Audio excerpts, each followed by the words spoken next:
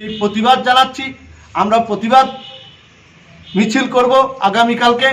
আমরা প্রতিবাদ জানাবো যে এই অন্যায়ের বিরুদ্ধে গণতান্ত্রিক রাজনৈতিক অধিকার সবাই আছে। রাজনৈতিক প্রচারে বিজেপিরা সারা ত্রিপুরা রাজ্য থেকে সারা ত্রিপুরা রাজ্যে রেকর্ড করেছেন যেটা ত্রিপুরার ইতিহাসে কোনো নির্বাচনে দেখা যায়নি। আগরতলা শহরে বহিরাগতরা গিয়ে সন্ত্রাস করে আগরতলা শহরবাসীকে নাকাবন্দি করে দিয়ে নির্বাচন করানো, এই জয় আমাদের যে মুখ্যমন্ত্রীর জয় নয়, ছাপ্পা ভোটের জয় হয়েছে। আশিস শাহ হারেননি, আশিস শাহকে ছাপ্পা ভোটে হারানো হয়েছে। এই জয় মুখ্যমন্ত্রীর জয় নয়, এটা ত্রিপুরাবাসী আগরতলাবাসীরা জানেন। আর আগরতলাবাসীরা তার প্রতিফলন এটা সামনে 2023-এ দেখাবেন। আমাদের আন্দোলন শুরু হয়ে গেছে আজকে, গতকালকে 26-এ সেটার ফলক আমাদের সুদীপ রায় বর্মন বিধানসভাতে ওনার ফলক নিয়ে, কংগ্রেসের ফলক নিয়ে গিয়ে গেছেন।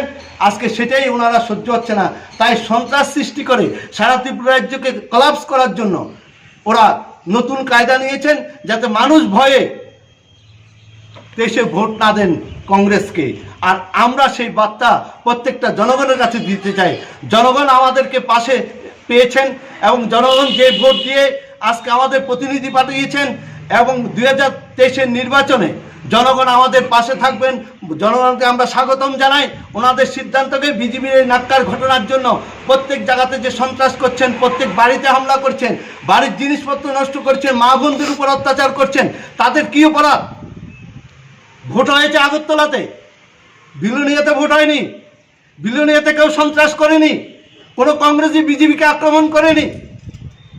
এটা কি ধরনের অত্যাচার? আমি মুখ্যমন্ত্রীর কাছে, উনি জিতেছেন, ওনার কি চিন্তাধারা, আজকে সেই জিনিসটা আমরা দেখতে পাচ্ছি যে প্রতিফলন, যে ওনারা ভিতরে ভয় ঢুকে গেছে যে 23-এর নির্বাচনে ওনারা হেরে যাবেন। তাই ওনারা সেই লক্ষ্যে এখন থেকে সন্ত্রাস করে মানুষকে মিছিলে, বিশ্বমুখ মিছিল হচ্ছে, 3টা দোকানে তালা দিয়েছে এবং মানুষকে মিছিলে না গেলে দোকান বন্ধ করে দেবে হুমকি করছে।